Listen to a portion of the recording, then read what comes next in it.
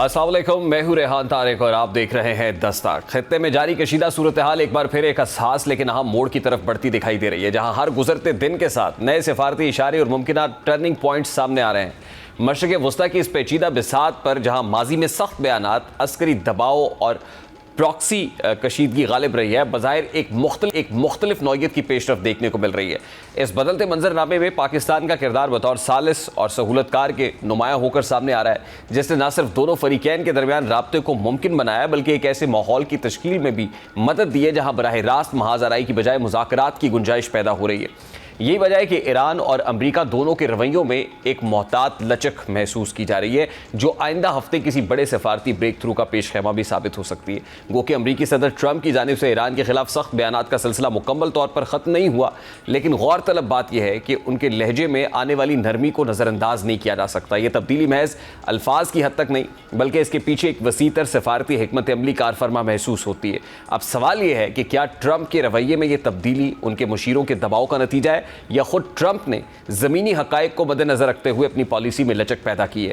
دیکھا جائے تو یہ حقیقت اپنی جگہ اہم ہے کہ عالمی سیاست میں بیانات کا انداز بھی ایک سگنل ہوتا ہے، اور اس سگنل کو اس وقت بیک وقت جو بیک چینل ڈپلومیسی ہے اس کے تسلسل کے طور پر دیکھا جا رہا ہے، خاص طور پر اس وقت جب امریکہ کی جانب سے اپنے قبضے میں لیے گئے ایرانی جہاز اور اس کے عملے کے 22 افراد کو پاکستان کے حوالے کیا جانا ایک غیر معمولی پیش رفت کے طور پر دیکھا جا رہا ہے، جسے محض ایک انتظامی اقدام نہیں بلکہ ایک علامتی اعتماد سازی کے قدم کے طور پر بھی تعبیر کیا جا رہا ہے۔ یہ اقدام بظاہر چھوٹا سا لگتا ہے، لیکن سفارتکاری میں ایسے اقدامات بڑی تبدیلیوں کا پیش خیمہ ہوتے ہیں۔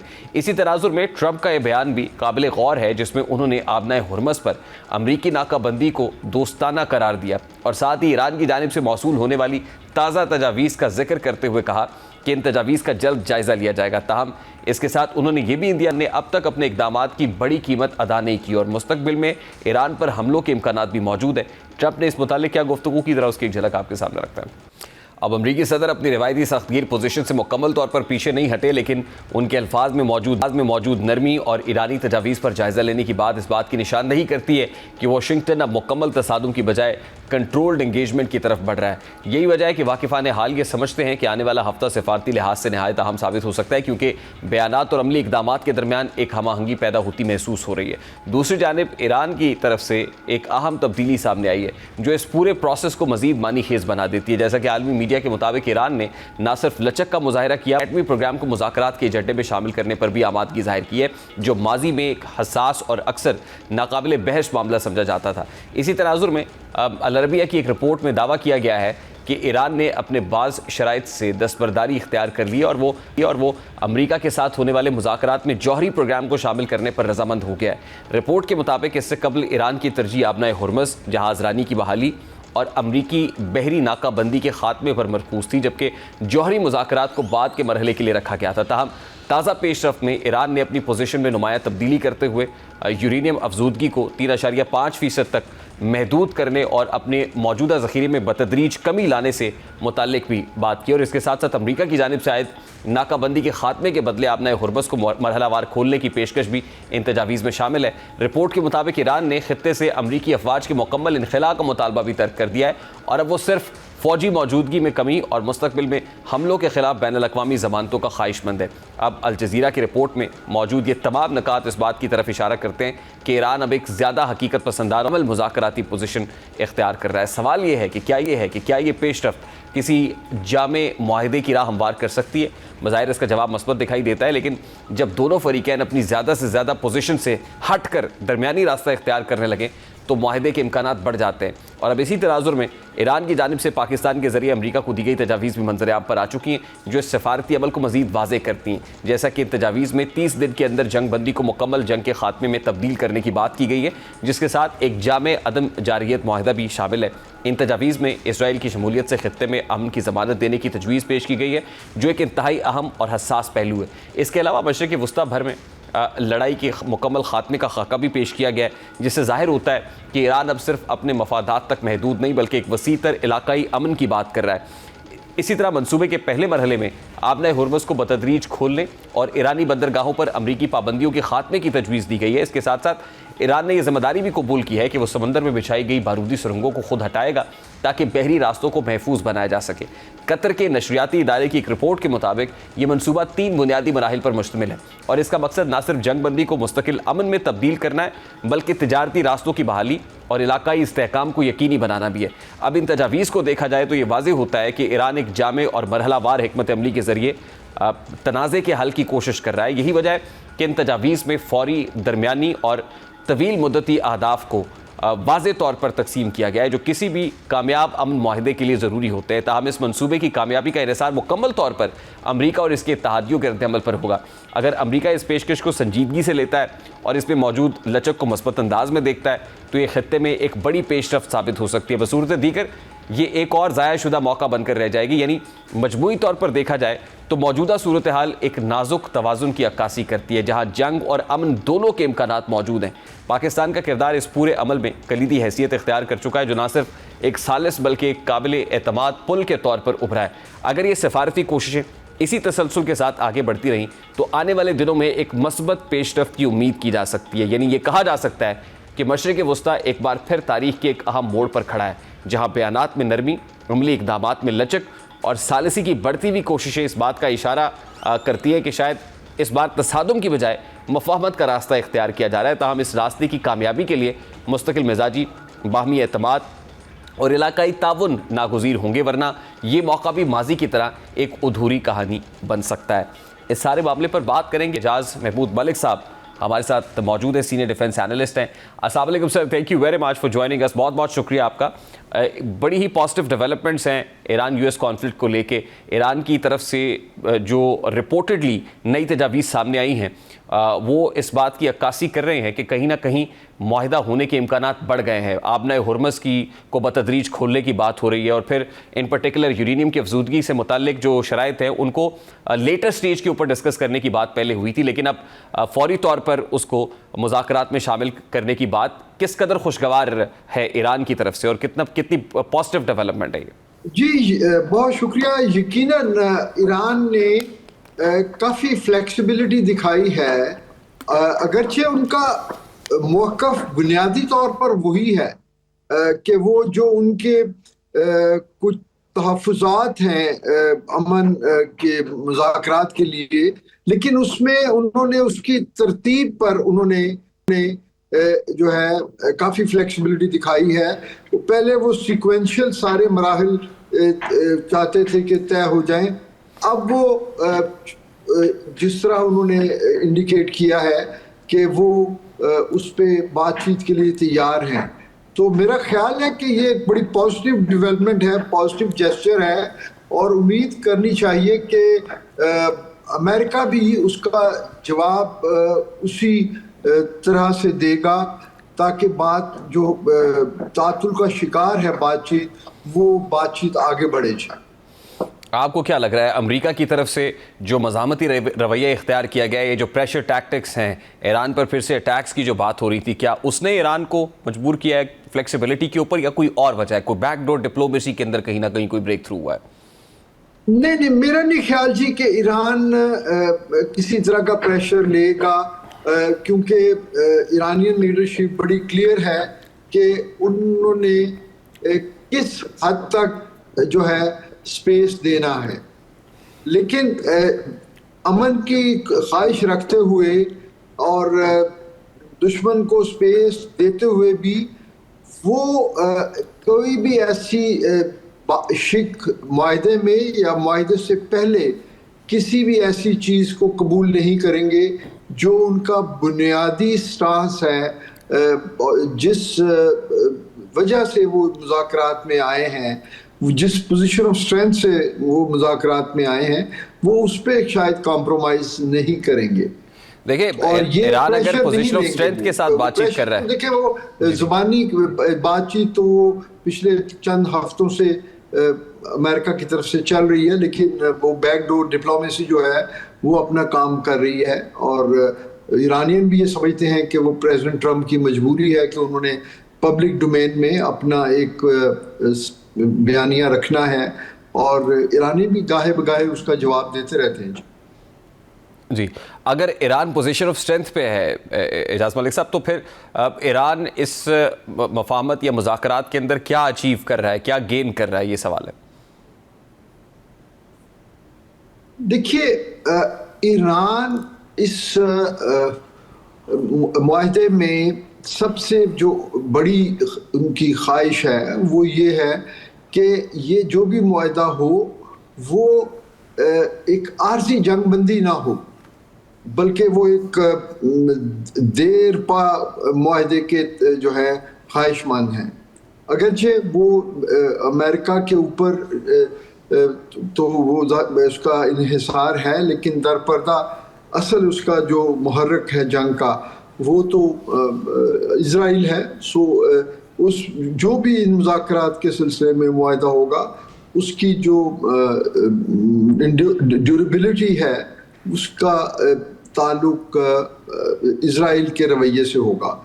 دوسرا دیکھیے معاہدہ کی صورت میں، امن کی صورت میں ایران کو ریکنسٹرکشن کا موقع ملے گا، ایران کو اپنے آپ کو ری بلڈ کرنے کا موقع ملے گا. ایران پر سے جب پابندیاں ہٹ جائیں گی تو وہ اپنے جو انرجی کے وسائل ہیں اس کو اپنی ترقی کے لیے وہ استعمال کر سکے گا. اور اب تو یہ امید لگتی ہے کہ وہ کسی نہ کسی، چونکہ ان کا کنٹرول رہے گا اب نہ ہرمز پہ، تو وہ جس طرح سے انہوں نے کئی بار اس چیز کا اندیا دیا ہے کہ وہ اپنے اس کنٹرول کو وہ مانیٹائز کرنا چاہتے ہیں اور اسی ریونیو سے وہ پھر اپنی ریکنسٹرکشن کریں گے. تو وہ بھی آپ نے ہرمز سے اگر وہ ٹول لیتے ہیں تو وہ بھی ان کے لیے ایک فائدہ مند چیز ہوگی. اور پھر سب سے بڑی بات یہ ہے کہ وہ ایک جو آئسولیشن کا شکار رہے ہیں پچھلے 47 برسوں میں، اس کے بجائے وہ جو دنیا تیزی سے بدلتی ہوئی دنیا ہے، اور خاص طور پہ یہ جو خطہ ہے ہمارا مڈل ایسٹ کا، اس میں وہ اپنا ان کا ایک نیا تشخص ابھر رہا ہے. وہ اس کے مطابق وہ اپنی نئی پلیسمنٹ کریں گے اور اس کے مطابق جو ہے وہ پھر آگے بڑھیں گے انشاءاللہ. ٹھیک، لاسٹلی ظاہر ہے دیرپا معاہدے کے لیے اسرائیل کی شمولیت بڑی امپورٹنٹ ہے، اور اسرائیل کی شمولیت سے متعلق بھی کچھ خبریں سامنے آ رہی ہیں. آپ کو کیا لگتا ہے لائکلی اسرائیل کی اس سارے معاملے کے اندر براہ راست شمولیت ممکن ہے، اور پھر کیا اگلے ہفتے کوئی باقاعدہ معاہدہ فارمل ایگریمنٹ تک یہ کانفلکٹ پہنچتا ہوا دیکھ رہا ہے؟ دیکھیں اس کی ٹائم لائنز کے بارے میں کچھ کہا نہیں جا سکتا، کیونکہ اتنی لمبے آپ صرف جنگ کو حالیہ جنگ سے جو ہے اس سے ہی عبارت نہ سمجھے نا. جنگ کے پیچھے تو ایک طویل بیک گراؤنڈ ہے 47-48 سالوں کی دشمنی کی. تو اس کو سیٹل کرنے کے لیے اگر کچھ وقت لگتا ہے مذاکرات میں تو میرا نہیں خیال کہ اس میں کوئی حرج ہونا چاہیے. لیکن بات اصل میں یہ ہے کہ مذاکرات میں حل کیا ہوتا ہے، تو یقیناً ہمیں اس پہ جو ہے مثبت توقعات رکھنی چاہیے. اور جہاں تک اسرائیل کی شمولیت کا تعلق ہے، جیسے یہ مذاکرات پاکستان میں ہو رہے ہیں، تو مجھے نہیں اس کے بارے میں کوئی کامنٹس نہیں دے سکتا کہ وہ چیز پاکستان میں اس کی لاجسٹکس پھر کس طرح ممکن ہوں گی. بہت بہت شکریہ، بہت شکریہ. ایئر وائس مارشل ریٹائرڈ اعجاز صاحب، سینئر ڈیفنس اینالسٹ ہمارے ساتھ موجود تھے. ایک بریک لیتے ہیں، بریک کے بعد واپس آتے ہیں.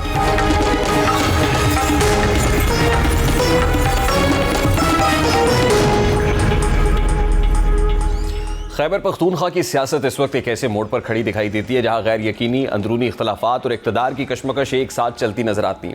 خاص طور پر صوبے میں حکومت کی تبدیلی کی بازگشت جس تیزی کے ساتھ سنائی دے رہی ہے، وہ محض سیاسی افواہ نہیں بلکہ اس کے پیچھے کئی زمینی حقائق اور سیاسی محرکات شامل دکھائی دیتے ہیں، اور وزیر اعلیٰ کے پی کے سہیل آفریدی کی کرسی کو لاکھ خطرات دراصل اسی بڑی تصویر کا حصہ معلوم ہوتے ہیں جس میں تحریک انصاف اندرونی طور پر شدید تقسیم کا شکار دکھائی دے رہی ہے۔ پارٹی کے اندر ایک واضح دھڑا یہ موقف رکھتا ہے کہ سہیل آفریدی ان کو جو مینڈیٹ دیا گیا تھا وہ اس پر پورا نہیں اتر سکے، اور یہی نقطہ ان کے خلاف بڑھتی ہوئی بے چینی کی بنیاد بن رہا ہے۔ اگر اس صورتحال کا گہرائی سے جائزہ لیا جائے تو سب سے اہم پہلو بانی پی ٹی آئی کے ساتھ تعلق کا ہے۔ پاکستانی سیاست میں قیادت سے قربت ہمیشہ طاقت کا ایک بڑا ذریعہ رہی ہے، اور یہی عنصر سہیل آفریدی کے لیے کمزور کڑی بن چکا ہے۔ ان کی بطور وزیر اعلیٰ تعیناتی کے بعد سے اب تک بانی پی ٹی آئی سے ان کی ملاقات کا نہ ہونا محض ایک رسمی کمی نہیں ہے بلکہ ایک سیاسی خلا ہے جس نے پارٹی کے اندر ان کی پوزیشن کو کمزور کیا ہے۔ گو کہ انہوں نے بانی پی ٹی آئی سے ملاقات کے لیے عدالت سے رجوع کیا، لیکن اس کے بعد طویل خاموشی نے مزید سوالات کو جنم دیا ہے۔ یہی وجہ ہے کہ اب پارٹی کے اندر سابق وزیر اعلیٰ علی امین گنڈاپور کو سہیل آفریدی سے بہتر وزیر اعلیٰ قرار دیا جا رہا ہے، کیونکہ وہ نہ صرف بانی پی ٹی آئی سے رابطے میں رہے بلکہ وہ اپنے دور حکومت میں احتجاجی سیاست کو بھی کسی حد تک زندہ رکھے ہوئے تھے۔ یہاں ایک اہم نقطہ یہ بھی ہے کہ تحریک انصاف کی سیاست کا بنیادی جو بیانیہ ہے وہ مزاحمت اور احتجاج پر مبنی رہا ہے، لیکن سہیل آفریدی کے دور میں اس بیانیے کی شدت میں واضح کمی آئی ہے جسے پارٹی کے ایک حلقے نے کمزوری سے تعبیر کیا ہے۔ کئی مواقع پر تحریک کی کال سے پیچھے ہٹنا، بانی پی ٹی آئی کی رہائی کے لیے بنائی گئی ٹاسک فورس کو عملی شکل نہ دے پانا اور عید گزرنے کے بعد بھی کسی بڑی تحریک کا آغاز نہ کرنا، یہ تمام عوامل ان کے خلاف عدم اعتماد کو بڑھا رہے ہیں۔ یہی وجہ ہے کہ ان پر یہ الزام بھی عائد کیا جا رہا ہے کہ وہ محض اپنی کرسی بچانے کی سیاست کر رہے ہیں، نہ کہ پارٹی کے بڑے مقصد کو آگے بڑھا رہے ہیں۔ اسی تناظر میں علیمہ خان کی تنقید نے بھی اس بحران کو مزید نمایاں کر دیا ہے۔ ان کی جانب سے کھل کر تنقید کرنا اس بات کا اشارہ ہے کہ اختلافات اب نجی سطح سے نکل کر عوامی سطح پر آ چکے ہیں، پبلک ڈومین میں۔ تاہم سہیل آفریدی کے حامی اس موقف کو رد کرتے ہوئے یہ دعویٰ کرتے ہیں کہ پارٹی کا اصل کنٹرول علیمہ خان کے ہاتھ میں ہے اور وہ کسی بھی متبادل قیادت کو ابھرنے نہیں دے رہی۔ اسی تناظر میں بیرسٹر سیف کا کہنا ہے کہ علیمہ خان پارٹی کی قیادت کو کوئی فیصلہ نہیں کرنے دے رہی، خود پارٹی پر مکمل کنٹرول سنبھالے ہوئے ہے۔ اس متعلق وہ کیا کہتے ہیں، ذرا اس کی ایک جھلک آپ کے سامنے رکھتا ہوں۔ اب تحریک انصاف کی یہ اندرونی کشمکش اور کمزوری یہی وجہ ہے کہ خود گورنر کے پی کے یہ دعویٰ کر رہے ہیں کہ اتحادی حکومت کے حوالے سے بھی وہاں پر جو ہے وہ اشارے مل رہے ہیں۔ گورنر کے پی کے فیصل کریم کنڈی اس متعلق کیا کہتے ہیں، ذرا وہ بھی آپ کو دکھاتا ہیں۔ اس وقت سابق وفاقی وزیر سینئر سیاستدان محمد علی درانی صاحب نے بھی جوائن کیا ہے۔ السلام علیکم درانی صاحب، بہت بہت شکریہ آپ کے وقت کے لیے۔ درانی صاحب، وہ منیر نیازی کے اشارے ہیں کہ کچھ اونج ویراما اوکھیاں سن، کچھ گل وچ غماں دا توق بھی سی، کچھ شہر دے لوگ بھی ظالم سن، کچھ سانو مرن دا شوق بھی سی۔ تو پاکستان تحریک انصاف کے ساتھ کچھ ایسا ہی نہیں ہو رہا ہے؟ مطلب اپنا ہاؤس ان آرڈر ہے ہی نہیں شروع دن سے، جب سے بانی پی ٹی آئی جیل میں گئے ہیں بہت سارے مواقع آئے، نہیں کیپٹلائز کر سکے۔ اب ایک بار پھر ایک چینج تو کی گئی، سہیل آفریدی صاحب کو چیف منسٹر کے پی کے بنا دیا گیا، پھر رہائی ٹاسک فورس، پھر عید کے بعد احتجاج، اور سب کچھ پریکٹیکلی گراؤنڈ پہ تو پی ٹی آئی نظر ہی کہیں نہیں آ رہی سر۔ بسم اللہ الرحمن الرحیم۔ دیکھیں، میں آپ کا بھی انالیسس بھی سن رہا تھا، میرا خیال یہ ہے کہ جب سے مطلب وقت گزرنے کے ساتھ ساتھ پی ٹی آئی کی اپنی جو سچویشن ہے وہ مزید خراب سے خراب تر ہوتی جا رہی ہے۔ اور دیکھیں، پہلے یہ کیفیت تھی کہ ایک مسلسل علی امین کے زمانے میں ایک مسلسل تحرک تھا پارٹی میں، ایز این اپوزیشن پارٹی جو ہے وہ ایکٹ کر رہی تھی، اور پالیسیز جو تھیں خان صاحب کی رائٹ اور رانگ ان کو بھی وہ فالو کر رہی تھی۔ دوسرا، خان صاحب سے رابطے میں بھی تھی، لیکن جب حکومت ختم کی گئی مقصد تو یہ تھا کہ اس حکومت کے نتیجے میں جو ہے رہائی ہوگی۔ رہائی تو دور ہونا تھا، ملاقاتیں بھی بند ہوں گی۔ پہلے مطالبہ رہائی کا ہوتا تھا، ملاقات پہ آ گیا۔ اس کے ساتھ ہی یہ ہے کہ پارٹی کا جو عوام کی ڈیلیوری کا سسٹم تھا وہ بھی پہلے سے زیادہ مطلب بری حالت میں چلا گیا، اور مطلب دو افراد تھے جو مسلسل خان صاحب سے رابطے میں رہتے تھے، بیرسٹر سیف اور علی امین۔ دونوں کو، علی امین کو تو چلے مطلب حکومت سے فارغ کر دیا گیا، اور وزیر اعلیٰ صاحب نے بیرسٹر سیف کو بھی ساتھ نہیں لیا۔ نتیجہ یہ نکلا کہ ٹوٹل ایک ڈسکنیکٹ آ گیا۔ یہ تو ایک صورت ہوئی۔ دوسری طرف یہ ہوا کہ جو پی ٹی آئی کی پالیسیز تھی جو خود خان صاحب نے دی ہوئی تھی ان سے بھی مکمل وڈرال ہو گیا حکومت، نئی حکومت کا جو آئی۔ تو اس کے نتیجے میں اب نہ تو وہ مطلب اگر عمران خان کو پارٹی سمجھا جائے تو عمران خان کے لیے حکومت کچھ نہیں کر رہی KPK کی. اگر وہاں کی عوام کو PTI سمجھا جائے تو عوام کے لیے بھی وہاں کچھ نہیں ہو رہا, بس اینک پہن کے لوگ پھرتے رہتے ہیں قیمتی. تو اس سے میرا یہ خیال ہے کہ واقعی اس وقت PTI کے لیے ایک بہت مشکل صورتحال ہے. میرا اس کو جو سب سے بڑی ابھی بھی ایک جسے کہتے ہیں اسٹرینتھ ملی ہوئی ہے وہ تو حکومت کی بیڈ گورننس ہے, جس کی وجہ سے ان کو ایک سپورٹ مل جاتی ہے. مہنگائی ہے, پیٹرول ہے, دیگر ایشوز ہیں جن کو وہ مطلب جن کی وجہ سے ان کی طرف ابھی ان کے اپنے ورکرز کی اتنی توجہ نہیں ہے. لیکن حقیقت میں اگر دیکھا جائے تو اس وقت کی جو گورنمنٹ ہے KPK کی, وہ نہ وہاں کے عوام کی امیدوں پہ پورا اتر پا رہی ہے, نہ وہاں کی جو پارٹی ہے اس کی امیدوں, حتیٰ کہ جو ممبران ہیں صوبائی اسمبلی کے ان کے اندر بھی بہت زیادہ ڈسکنٹینٹمنٹ ہے, ڈسارے ہے. تو یہ ایک میرا خیال ہے کہ عمومی جو ملک کے اندر سیاسی عدم استحکام ہے اس میں یہ ایک اور فیکٹر جو وقتی طور پہ تو سٹیبلائزنگ فیکٹر لگ رہا ہے, لیکن ان فیکٹ یہ پورے ملک کے سیاسی ماحول کو زیادہ متبو بنا رہا ہے, مطلب غیر یقینی بنا. تو اس سارے فس اور کیوس میں ہو از ریسپانسبل فار دیٹ؟ وہ جنہوں نے یہ فیصلہ کیا کہ گنڈا پور صاحب کو ہٹا کے سہیل آفریدی صاحب کو لے آئے, اپنے ہی بندے کے اوپر عدم اعتماد ہوا, اس کے بعد ایک نیا شخص آیا اور اس کی اپنی کچھ مجبوریاں لگ رہی ہیں. اس کی اپنی مجبوریاں کیا ہو سکتی ہیں کہ ظاہر ہے اس کی وزارت اعلیٰ کی کرسی ہے, وہ کرسی جا سکتی ہے, چھن سکتی ہے, حکومت کو بھی دیکھنا ہے, پھر پاکستان تحریک انصاف کے اندر کے کرٹیسزم کو بھی برداشت کرنا ہے. کیا ہے سر؟ دیکھیں میں تو یہ سمجھتا ہوں کہ یہ فیصلے PTI کا جو اگر تاریخ اٹھا کے دیکھیں تو ان کے جتنے بھی مشکلات ہیں آج کی یا ماضی کی رہی ہیں وہ ان کے اپنے فیصلوں کے نتیجے میں ہی رہی ہیں. مطلب جب علی امین کے ہوتے ہوئے میں نے تو کئی بار یہ کہی بھی تھی کہ جو ان کی ٹیم تھی اس میں سے وہ best of the best selection تھی اس وقت خان صاحب کی, کہ جو کہ ڈے ون سے ان کے ساتھ چل رہا تھا, پارٹی کی لائن کو بھی ٹو کرتا تھا, اور پھر یہ ہے کہ وہ جیسے کیسے, اور پھر یہ ہے کہ گورننس کا ایکسپیرینس بھی سب سے زیادہ تھا. تو انہوں نے وہی کیا کہ وہاں پہ بھی بزدار پلس پلس پلس لے آئے KPK کے اندر. اب بزدار ٹیٹرا پلس پلس جو ہے وہ اس کے بعد وہاں کی پرفارمنس بھی ویسی ہی ہو گئی جیسی مطلب پہلے ہوا کرتی تھی. تو اب اس سچویشن میں آپ کسی اور کو ذمہ دار نہیں ٹھہرا سکتے. اس کی ذمہ داری بنیادی طور پہ پارٹی لیڈرشپ کی ہی ہے کہ انہوں نے جو فیصلے کیے ہیں اس کا آج پارٹی بھی خمیازہ اٹھا رہی ہے اور خان صاحب بھی اس کے نقصان کو اٹھا رہے ہیں, اور اس کی وجہ سے عوام کے اندر بھی ایک انریسٹ ہے.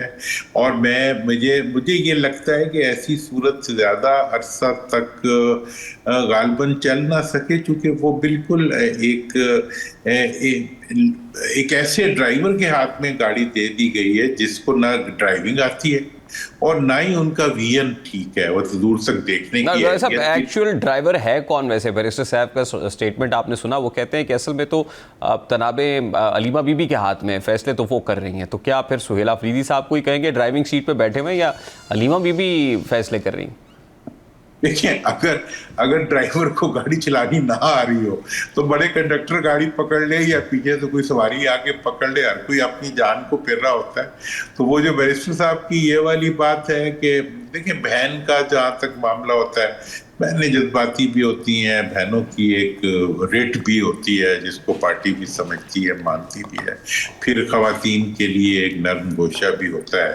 تو میں سمجھتا ہوں کہ اس لحاظ سے اگر دیکھا جائے تو تھوڑے دنوں بعد آپ دیکھیں گے کہ علیمہ بی بی کا جو آبجیکشن ہے وہ بھی بہت زیادہ شاید ریلیونٹ نہ رہے. آخر میں آبجیکشن جو ہوگا وہ ڈرائیور پہ ہی آئے گا, یہ میں آپ کو بالکل کلیئرلی بتا دوں. تو ڈرائیور کی تبدیلی کے کتنے امکانات دیکھ رہے ہیں آپ؟ جی دوبارہ فرمائیں. ڈرائیور کی تبدیلی کے دوران سب کتنے امکانات ہیں؟ دیکھیں ڈرائیور کی تبدیلی جس دن خان صاحب سے ملاقات ہو گئی اس دن ڈرائیور بیچارے کا مستقبل تاریخ ہو جائے گا. تو اب اگر حکومت نے ڈرائیور کو رکھنا ہوگا, ڈرائیور انہیں سوٹ کر رہا ہوگا, تو وہ خان صاحب سے کسی کو ملنے نہیں دیں گے. اگر خان صاحب سے ملاقاتیں شروع ہو گئی تو یہ ڈرائیور بھی گیا. اور اس بات کے کتنے امکانات ہیں؟ لائف ہے وہ شاید لائف لائن اس وقت تک ہے جب تک جو ہے وہ خان صاحب سے پراپر ملاقاتیں شروع نہیں ہوتی. جو ہی ملاقاتیں شروع ہوں گی آپ دیکھیں گے کہ اس کو, اور ابھی بھی جو اس میں سے رپورٹس آ رہی ہیں وہ سیٹسفائیڈ نہیں ہیں ان کی پرفارمنس سے, کیونکہ جو خان صاحب نے کہا, جس چیز کے اوپر علی امین نے سارے اپنے سٹانس لیے, بیرسٹر صاحب جن ایشوز پہ اڑ کے کھڑا رہا, ان ساروں سے پیچھے ہٹ کے وہ جا کے دبک کے بیٹھ گئے ہیں. تو ایسی صورتحال میں مطلب اگر آج ایکسیس ہو گئی, مطلب ویسے تو میں سمجھتا ہوں کہ پی ٹی آئی کو حکومت نے جو نیا کنٹرول سسٹم نکالا ہے وہ یہ نکالا ہے کہ جی خان صاحب کو جو ہے وہ انسولیٹ کر دیا جائے باہر کے ساتھ, تاکہ ان کی کوئی چیز وہ کمیونیکیٹ نہ ہو. بلکہ اگر اسٹیبلشمنٹ نے بھی یہ نکالا ہے یا حکومت نے نکالا ہے, جس نے بھی نکالا ہے, تو انہوں نے اس کے ذریعے سے کنٹرول کیا ہوا ہے. جس دن یہ کنٹرول ختم ہوا, موجودہ حکومت شاید مجھے نہیں لگتا کہ سروائیو کر سکے, کیونکہ بہت زیادہ ری ایکشن پیدا ہو چکے ہیں. اور صوبائی اسمبلی کے اندر بھی اور گروپس جو ہے, جو کمپیریٹیولی سینئر گروپس ہیں, وہ بھی اس بات کا بار بار اظہار کر رہے ہیں کہ یہ چیز جو ہے یہ نہ تو کچھ ڈیلیور کر پا رہی ہے, نہ صوبے کو کچھ دے پا رہی ہے, نہ ہی عوام کو مطمئن کر پا رہی ہے. ہر 6 مہینے بعد ایک جلسہ رکھ دیتے ہیں. وہ میں نے صبح بھی وہ پرانی کہاوت ہے کہ ایک شہر میں بادشاہ بیچارہ فوت ہو گیا تو انہوں نے فیصلہ کیا جو صبح صبح آئے گا اس کو بادشاہ بنا دیں گے. تو ایک بیچارہ فقیر آ گیا, اس کو انہوں نے بادشاہ بنا دیا. تو جب بھی کوئی اس کے پاس ایشو لے کے جاتے تھے تو وہ کہتا تھا جی دیکھ پکاؤ, مطلب اس بیچارے کو غریب آدمی. تو اب جو صورتحال ہے کے پی کے کی یہی ہے کہ جب بھی عوام کی طرف سے کوئی دباؤ آتا ہے, چیف منسٹر کہتے ہیں وہ دیکھ پکاؤ, اس کی جلسے کی دیکھ پکاؤ اور جناب خان صاحب کی رہائی کراؤ. مطلب یہ ہے کہ زبانی جمع خرچی. بالکل صحیح. دورانی صاحب مجھے بریک لینے کا کہا جا رہا ہے sir, I have to wind it up here. بہت شکریہ آپ کا. سابق وفاقی وزیر سینئر سیاستدان محمد علی درانی صاحب ہمارے ساتھ موجود تھے. ایک بریک لیتے ہیں, بریک کے بعد واپس آتے ہیں.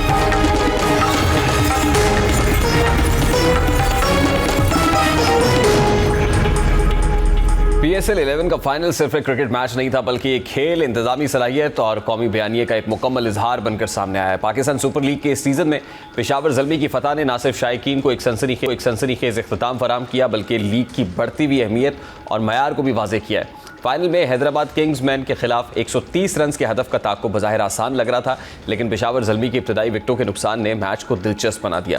ایسے میں ہارڈی اور عبدالصمد کی ذمہ دارانہ بیٹنگ اور 85 رنز کی شراکت داری نے نہ صرف میچ کا رخ موڑا بلکہ ٹیم کے اعصاب پر قابو رکھنے کی صلاحیت کو بھی ظاہر کیا. یہ جیت پشاور زلمی کے لیے محض ایک ٹائٹل نہیں ہے بلکہ ایک مضبوط کم بیک سٹوری ہے, کیونکہ دوسری بار چیمپئن بننا کسی بھی فرنچائز کے تسلسل اور حکمت عملی کی کامیابی کا ثبوت ہوتا ہے. اس جیت نے ٹیم مینجمنٹ, کھلاڑیوں کے انتخاب اور میچ کے دباؤ میں فیصلوں کی اہمیت کو اجاگر کیا ہے. خاص طور پر فائنل جیسے بڑے سٹیج پر نوجوان اور تجربہ کار کھلاڑیوں کا امتزاج ایک فیصلہ کن عنصر ثابت ہوا. دوسری جانب اس پورے ایونٹ کا سب سے اہم پہلو اس کا کامیاب انعقاد رہا ہے. ایسے وقت میں جب خطے میں سیکیورٹی خدشات اور کشیدگی موجود تھی, پاکستان کرکٹ بورڈ نے نہ صرف ایک مکمل اور منظم ٹورنامنٹ کا انعقاد کرایا بلکہ عالمی سطح پر پاکستان کے مثبت تشخص کو بھی اجاگر کیا ہے. قذافی اسٹیڈیم میں سیمی فائنل اور فائنل کے دوران ہزاروں شائقین کی موجودگی اس بات کا ثبوت ہے کہ ملک میں کرکٹ کا جنون برقرار ہے اور عوام بڑے ایونٹس میں بھرپور شرکت کے لیے تیار ہے. اسی تناظر میں شہباز شریف کی فائنل میچ میں اسٹیڈیم آمد بھی محض رسمی شرکت نہیں بلکہ ایک علامتی پیغام تھا کہ ریاست کھیلوں کے فروغ اور بین الاقوامی سطح پر پاکستان کی مثبت امیج کو اجاگر کرنے کے لیے سنجیدہ ہے. حکومتی سطح پر سپورٹ اور اس طرح کی اعلیٰ سطحی شرکتیں نہ صرف کھلاڑیوں کے حوصلے بلند کرتی ہیں بلکہ بین الاقوامی برادری کو بھی یہ پیغام دیتی ہیں کہ پاکستان ایک محفوظ اور کھیل دوست ملک ہے. اور اب محسن نقوی کی جانب سے آئندہ سیزن میں نئے وینیوز شامل کرنے کا اعلان بھی اسی تسلسل کی ایک کڑی ہے. ابھی ایک بریک لیتے ہیں, بریک کے بعد واپس آتے ہیں.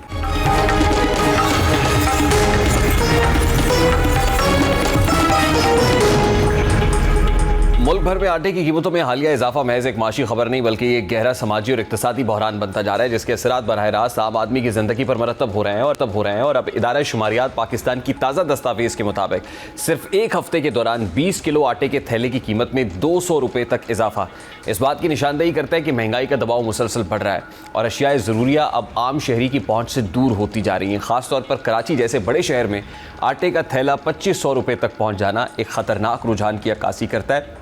جہاں شہری ملک میں سب سے مہنگا آٹا خریدنے پر مجبور ہیں۔